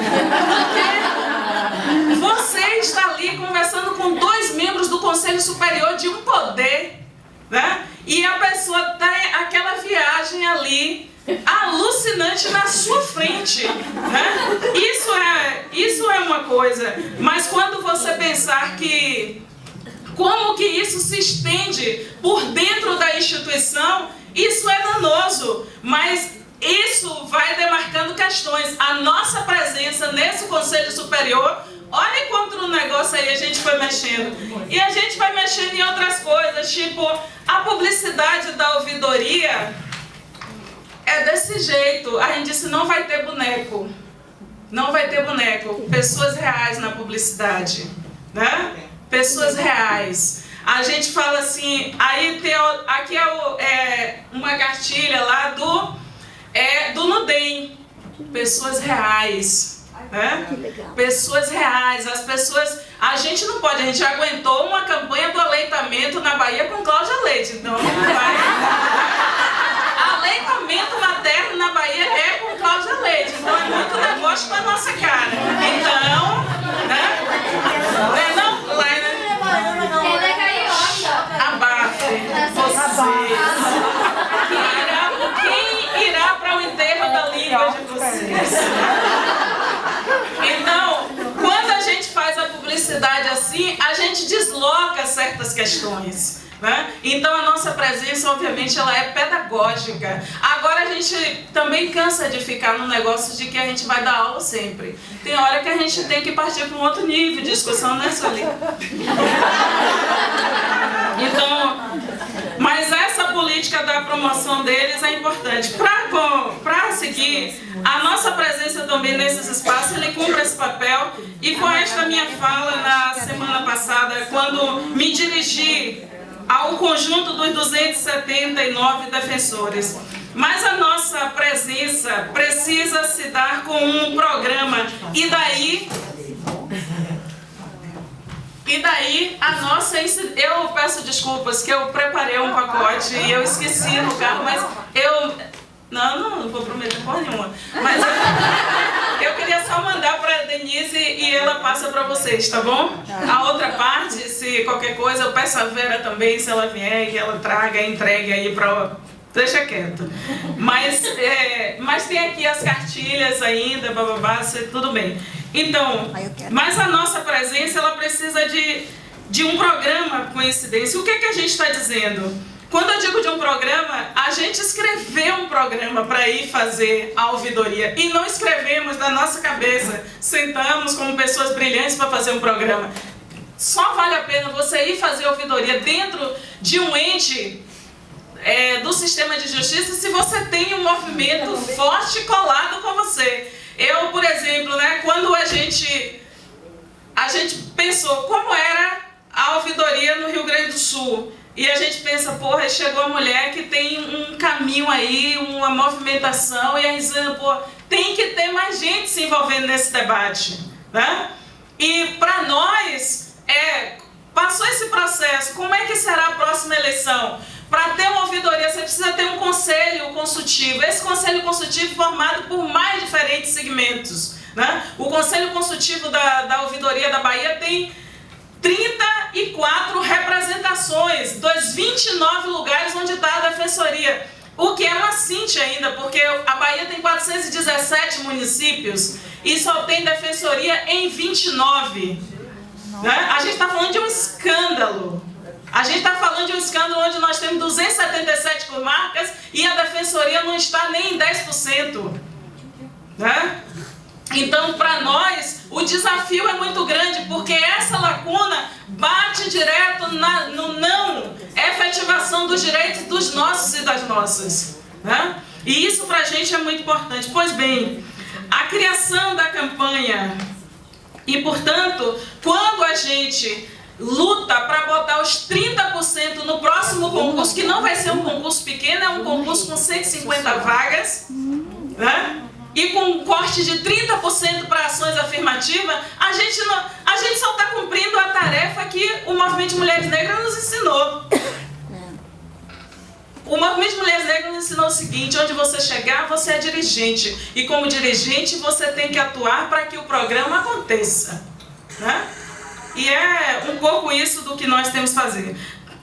A criação da campanha Parem de Nos Matar, ela nasce como uma demanda pós-marcha das mulheres negras. O que a gente está falando e chamando as outras ouvidorias? Nesse momento já são 12 ouvidorias externas no Brasil: Bahia, São Paulo, Rio Grande do Sul, Acre, Maranhão, Ceará, Piauí, Distrito Federal, Rio de Janeiro, Espírito Santo foi a última criada. O projeto de lei acabou de ser aprovado semana passada. e tem mais Paraná e outros lugares. Por Maranhão, né? Por que para a gente é importante que o programa que saiu da Marcha de Mulheres Negras, ele consiga transitar nesse âmbito das ouvidorias? Porque nós entendemos que, tipo assim, há uma disputa de narrativa do que é a sociedade brasileira e o que essa sociedade brasileira pode ser no futuro. Nós entendemos que uma dessas narrativas sistematizadas é o que está colocado na carta. Então a gente está fazendo um desafio, né? Lá em Brasília, fui eu e Denise lá, a gente foi em apoio, enquanto Conselho Nacional das Ouvidorias, para apoiar a presidenta Dilma e a democracia, e nós lemos junto a carta da marcha e a carta do Conselho Nacional das Ouvidorias. E por que isso que para nós é tão importante? Porque a gente está dizendo que é preciso a defensoria, a gente não vai permitir que ela se encastele como se encastelou o Ministério Público e o TJ. É essa a disputa que a gente está fazendo. E se tem uma porta hoje que a população batalha para entrar e para abrir essa porta, é a porta da defensoria, ainda com pouco contato muitas vezes com a sociedade civil. Na Bahia a gente conseguiu agora passar por todos os municípios onde tem sede da Defensoria e fazer uma consulta sobre o orçamento de 2017. A gente quer que o Ceará está fazendo também. É importante que onde tem outras ouvidorias a gente consiga. E uma outra provocação que a gente está fazendo no sistema de justiça é que a DPU, agora que teve essa vitória no Supremo Tribunal Federal, também faça as suas ouvidorias externas, porque ela teve que recorrer às ouvidorias das DPEs para conseguir fazer o embate, inclusive para a gente ir para muitos parlamentares e se colocar para aqui e em um outro momento até se manifestar em alguns lugares para que o próprio STF, que às vezes parece que não sofre nenhuma influência, que o STF pensasse o que é você fazer um ataque e retirar a autonomia da DPU. Seria um golpe nesse momento. Como é que você fala, né, de fortalecer e no momento de gigantismo de quem condena, gigantismo de quem julga, de quem acusa, e como é que você esmaga os defensores? Né? Como é que você esmaga os defensores? Seria a grande contradição do STF. E a DPU saiu vitoriosa. Mas a DPU, para se fortalecer e se alargar no país, ela vai precisar de sociedade civil. E nós entendemos que é muito importante. Para chegar, eu considero que nesse embate, o conteúdo das nossas lutas, eu digo que com um exemplo que eu trouxe aqui, um outro documento que eu acho importante que a gente copie, que a gente tenha o GT de Identidade, Gênero e Cidadania LGBTI da Defensoria Pública da Bahia e por meio da Comissão Estadual e dos Defensores de Direitos Humanos e mais a DPU. Diante da tentativa dos fundamentalistas de fazer um plano estadual de educação na Bahia, aprovar na Assembleia Legislativa, pasme, professora Petronília, que retirasse a diversidade de gênero, os direitos sexuais e qualquer menção à expressão herança cultural. Herança cultural. Aí, as deputadas mal assombradas igual a gente, né? Porque, afinal, a gente tá lá, né, Sueli, para fazer nosso papel mesmo de cobra de barranco. A gente fica lá só porque tem uma hora, porque um desses cobra de barranco mesmo, né? Porque um desses deputados disse que é pastor, tenente e ex-gay. Então, a gente foi pra cima e veja como é importante você ter uma postura aguerrida dentro da instituição.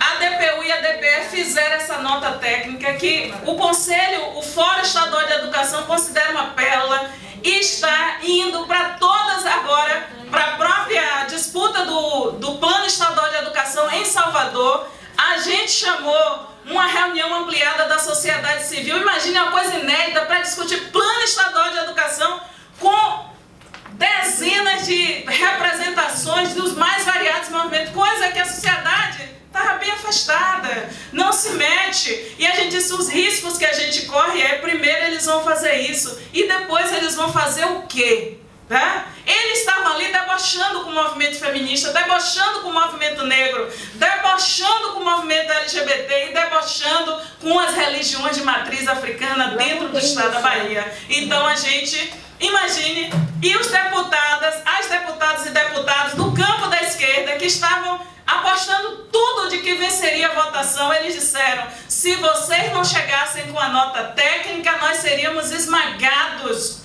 porque simplesmente um deputado não acredita no outro, porque ele está ali vestido na capa do fundamentalismo. Mas quando a defensoria chegou e disse, olha, vai ser considerado inconstitucional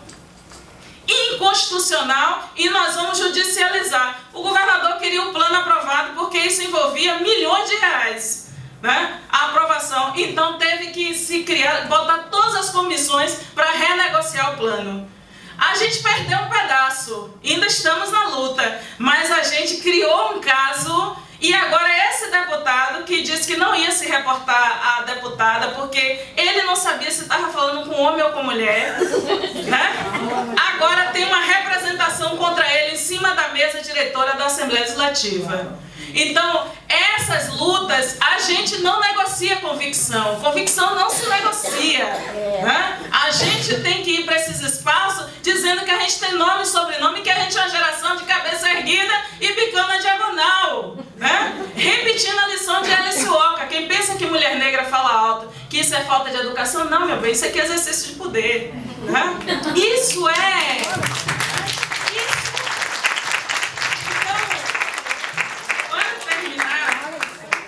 Para terminar, eu dei esse exemplo da luta pelo Plano Estadual de Educação, em que os entes da justiça, dois poderes da justiça se discutiram e chegaram a essa nota técnica. E aqui eu trago essa nota da PGI PDU da Bahia, como mostrando os vícios dos fundamentalistas, aqui uma ação conjunta, portanto, e da especializada de direitos humanos, e aqui destaca a importância de algumas organizações presentes, né, aqui no dia de hoje nesse debate, porque não é fácil você bancar um debate como esse, num tempo tão de sombras como esse. Eu acho que a presença de Lúcia Xavier aqui, a presença como representante de Crioula, a presença de Sueli Carneiro aqui como representante de Guelé 10, a presença de muitas companheiras aqui do Rio Grande do Sul, seja de Maria Mulher, seja da... Como é o nome? Sempre Mulher. Da Sempre Mulher. A Semun. Senum? A Semun. Simone vai me matar que eu sempre erro. Tá? E eu digo, a presença da Temis se desafiando a fazer o debate racial. Porque, obviamente, se vocês me chamaram, eu vou fazer o debate racial. Se vocês chamaram Petronilha, a gente vai fazer esse debate. Né? Aqui é nosso carvão, entendeu? É esse aqui. A gente veio fazer esse debate e não é por aquele estigma que o professor falou de Petronilha. Ela só fala de negros. Né? Porque, lembrando, quando a companheira ali falou por onde eu vou, né? Eu lembrei imediatamente de um texto de Luísa Bairros, intitulado... Como é seu nome? Marina. Eu lembrei imediatamente de um texto de Luísa Bairros chamado Nossos Feminismos Revisitados. Né? E um texto de uma outra totêmica que está aqui na sala, que é exatamente Sueli Carneiro. Né? Um texto chamado Enegrecer o Feminismo. Eu acho que se a gente se esbarra com esses dois textos, a gente fica assim também, meio mal assombrada, sabe? E é importante, numa sociedade dessa, a gente ter uma postura um pouco mal assombrada, um pouco cobra de barranco. Para terminar, eu gostaria de dizer o seguinte: a luta, quando a gente traz esses pontos de vistas e a gente diz que é preciso trazer uma agenda que a presença dos movimentos sociais no âmbito dos entes do que forma o sistema de justiça, né? E eu acho que eu quebrei na outra eleição da ouvidoria do Rio de Janeiro, viu? Fuxico, né? Ai, ai, Denise. Mas eu queria dizer o seguinte, recentemente a gente fez um esforço muito grande com essa peça aqui, que é a Minuta de Decreto Presidencial de Indulto para Mulheres. O que nós estávamos fazendo com isso? Por que a gente tem que estar nesses espaços? Para fazer o debate nacional do encarceramento das mulheres e o enfrentamento à chamada guerra às drogas. Eu acho que vale a pena a gente partilhar que esse livrinho aqui, Nada Inocente, chamado Bala Perdida, Violência Policial no Brasil e Desafios para a Sua Superação, que a Carta Maior fez com a editora Boitempo, as Mães de Maio escrevem nesse livro. Muitas das autoras, como a Maria Lúcia Caran e outras, doaram os direitos e o livro custa R$10. Eu acho que vale a pena porque essas mulheres, muitas mulheres, jornalistas livres, todo mundo se pronunciou aqui nesse livro. Eu acho que nesse debate do encarceramento, a gente precisa colar muito bem. Eu acho que Mônica, como é o nome dela? Boitempo? Lá do Rio de Janeiro. Enfim, ela é uma das que estão articulando também essa discussão. A própria Patrícia Magno lá participou do debate no GT sobre privação de liberdade. E essas mulheres estão trazendo um debate que a gente precisa casar no âmbito das questões que a gente está colocando aqui sobre legislação penal, porque é um tempo de populismo penal, né? É um tempo de populismo penal onde eles aproveitam para fazer uma segunda guerra em nossos corpos. Porque se 72% das mulheres que estão implicadas no sistema de justiça foram acusadas de tráfico de drogas, muitas delas pegam com 10 cigarros, enfim, né? E essas mulheres não recebem indulto porque são consideradas como alguém que cometeu crime hediondo, e as defensoras e as promotoras populares sabem exatamente o debate que a gente está fazendo aqui. A companheira Carmen, né, fez essa discussão anteriormente. Eu acho que a gente olhar para o que a Débora, da Mães de Maio, está dizendo aqui, olhar para o que a Maria Lúcia Caran está colocando aqui, do que a Laura lá do Jornalistas Livres, Caprigione, né, está colocando, eu acho que vale a pena a gente olhar, porque a gente precisa fazer um enfrentamento. E eu entendo, Denise, e as companheiras da Temis, as organizações feministas negras e as feministas brancas que estão aqui, nós precisamos, para além das 214 organizações que assinaram o pedido desse indulto para este ano, nós precisamos, para o próximo ano, preparar uma grande ação. Mas não apenas da gente mandar um documento, a gente tem que ocupar o Ministério da Justiça. Ocupar o Ministério da Justiça e dizer que vocês vão ter que abrir o debate, a gente vai ter que ir para além, Laina, do debate sobre a atual lei de drogas que nós temos, que é uma lei misógina, racista, e nesse sentido não tem objetividade, não tem neutralidade e não tem generalidade.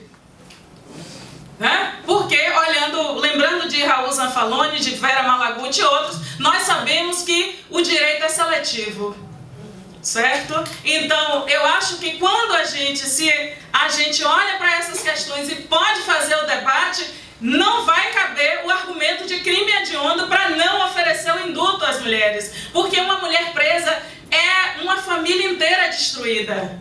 Uma mulher presa é uma comunidade toda sendo dizimada. Uma mulher presa é uma comieira, é o sustentáculo de uma casa inteira que vai embora, né? E uma mulher presa é uma mulher sozinha na prisão. Né?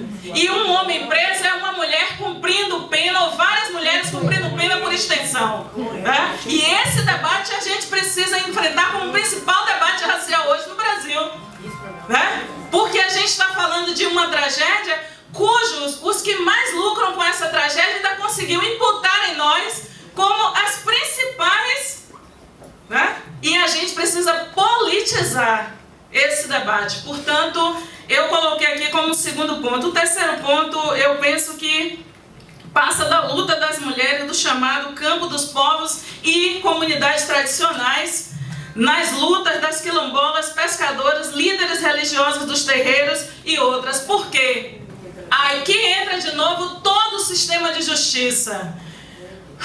Ave Maria, falar cansa, né? Não, ainda tem aqui. Eu só me falta esse pontinho e eu vou terminar. Por quê? Eu queria ilustrar aqui e não sairei daqui sem dizer o seguinte.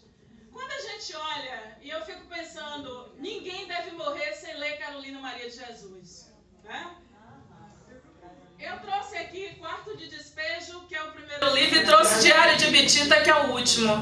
Mas Diário de Bitita é um livro de 1976, um ano antes da partida de Carolina, mas é um livro que ela escreve sobre o que foi a infância dela em Sacramento, em Minas Gerais. E é exatamente Carolina que vai nos dizer por que hoje é Carolina Maria de Jesus, aquela mulher que aos 15 anos partiu andando e disse que andaria de Minas até São Paulo, depois de ser espancada com uma manta de carne.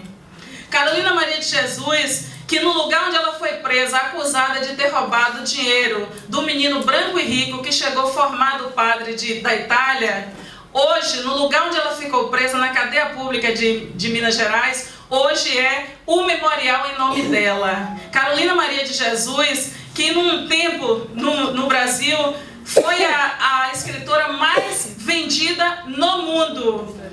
E quando eu penso em estelionato intelectual, não penso que só os brancos sofreram estelionato intelectual, eu penso que nós, negros e negras, né, quando somente nos Estados Unidos eu tive contato com a obra de Carolina sendo lida nas periferias de Washington. E eu frequentei ensino médio no Brasil e não tive direito a ler Carolina, né? Então eu acho que ler Diário de Bitita, para gente que se interessa na afirmação de direitos, é incrível. O capítulo Os Negros, escrito por Carolina, é para a gente botar na entrada de todos os lugares e todas as organizações que a gente coordena, que a gente dirige, né? Isso é para a gente entender que diacho é isso, que quando a gente olha hoje a obra de Conceição Evaristo em livros como Insubmissas Lágrimas de Mulheres, né? Eu não acho que a gente pode ser militante sem a gente se alimentar dessas comidas que essas feiticeiras preparam nas madrugadas em suas casas, né? E recentemente a velha Toni Morrison apresentou um rapaz lá em Washington, jornalista, né? Chamado, eu digo que é Tanaris Coates, né? Ela disse que ele é o novo James Baldwin, né? Portanto, ser James Baldwin.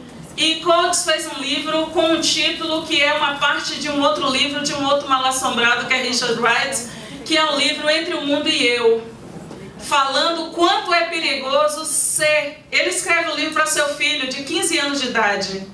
É uma carta para seu filho de 15 anos de idade. Alex Castro fez uma resenha sobre esse livro e Ana Maria Gonçalves também fez uma resenha sobre esse livro no Globo.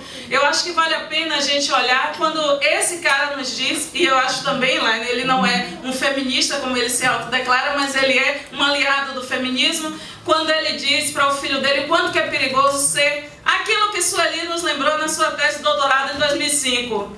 O quanto é perigoso ser um corpo negro no contexto do biopoder nas Américas, né? Eu acho que é importante a gente ver essas coisas para a gente ir reelaborando essa tarefa política que nós temos, que passa pela universidade, passa por a gente reformular a bibliografia. Não podemos fazer uma revolução no judiciário brasileiro, na formação dos novos quadros, se a gente não romper com a bibliografia colonial, né? Se a gente não puder romper com essa bibliografia colonial que ainda domina os cursos de direito, que é, como disse o compositor de Santo Amaro, em Estrangeiro, de machos adultos, brancos e fortes no comando, né? Então, a gente precisa provocar uma ruptura. E nessa de provocar ruptura, eu acho que Elza Soares nos deu um recado muito importante com a mulher do fim do mundo, né?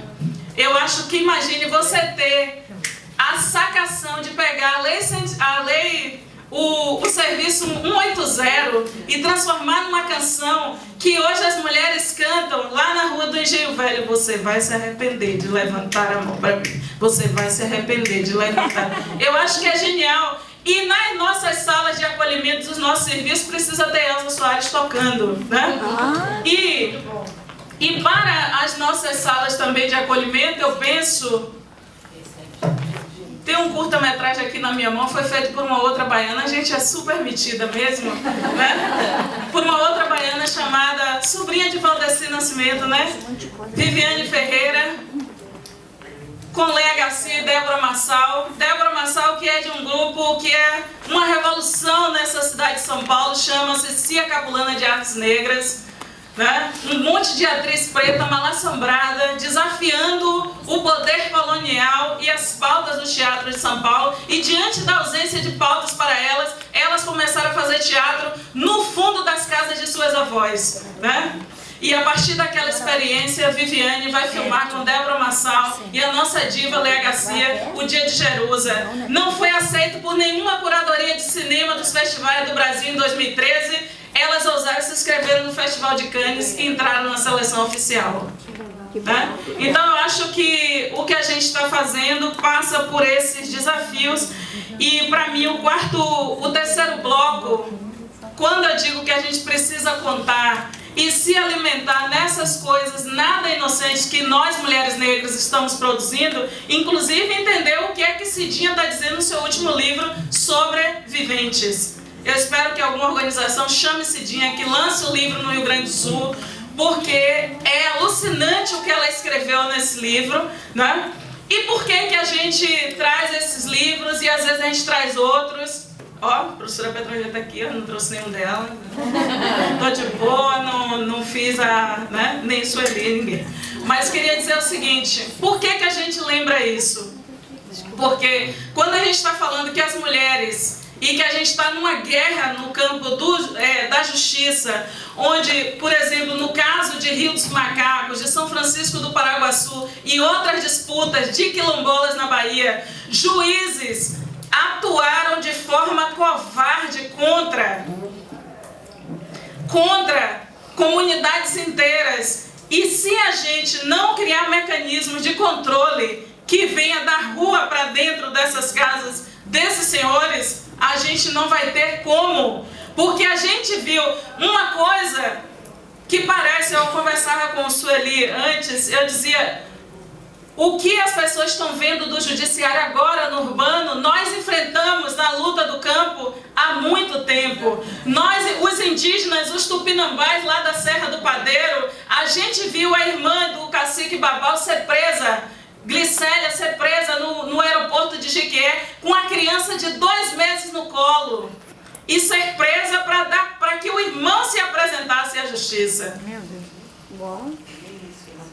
Ele estava, olha para isso, ele estava dentro da mata e a irmã foi encontrar Lula numa audiência e quando ela voltou foi presa no aeroporto de Jequié, no sul da Bahia, para que ele desse as caras e ele se apresentou e foi preso para a irmã ser solta. Né?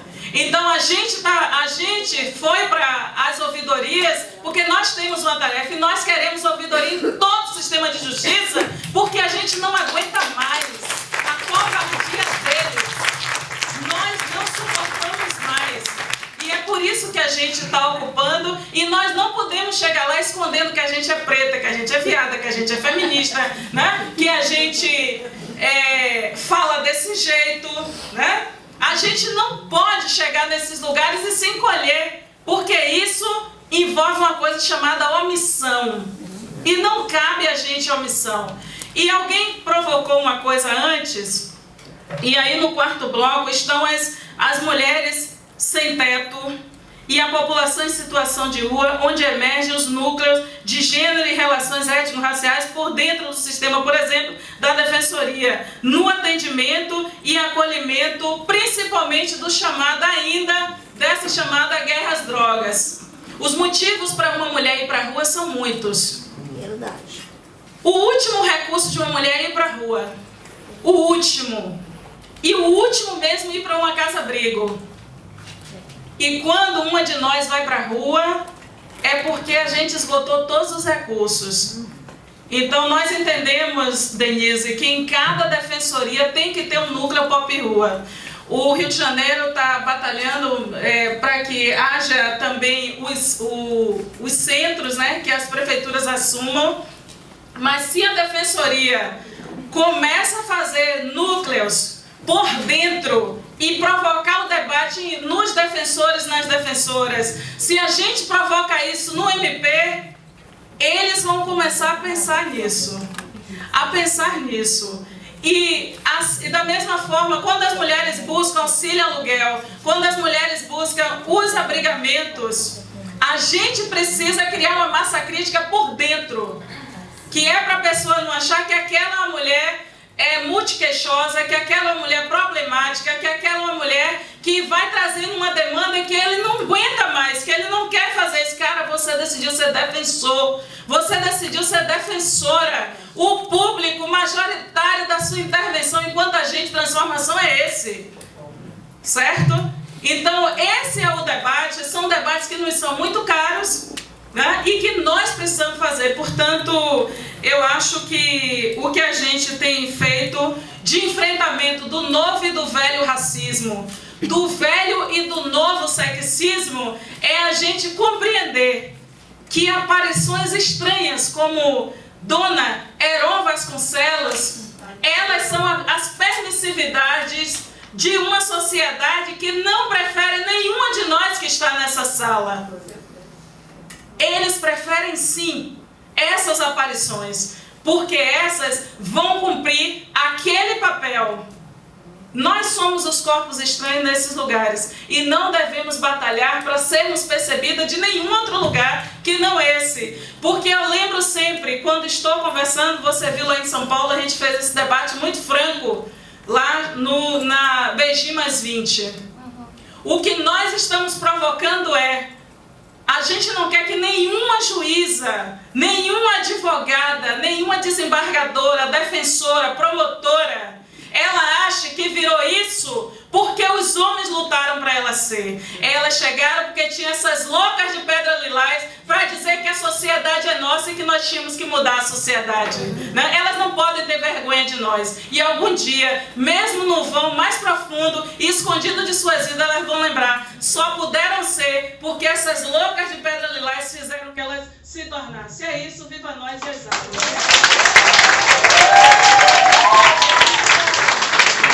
Eu já estou, então, dando encerrado da mesa. Enfim, eu vou propor, então, para Lívia. Antes a gente quer dar uma lembrança, um carinho, um afeto, que são essas canecas com chocolate feito pela Dona Aurora, mãe da Denise, com muito carinho. Para adoçar a vida. Para adoçar.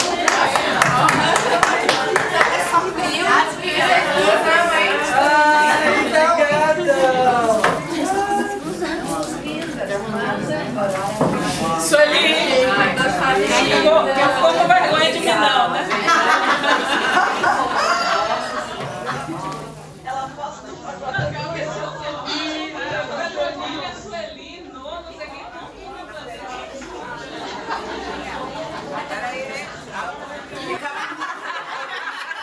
Ah, é, né? Não, vai lá, eu vou tirar uma foto de vocês. Vocês é que não gostavam dele. Já tirou? Essa é uma foto de certeza. Acho que você usa mais, com certeza.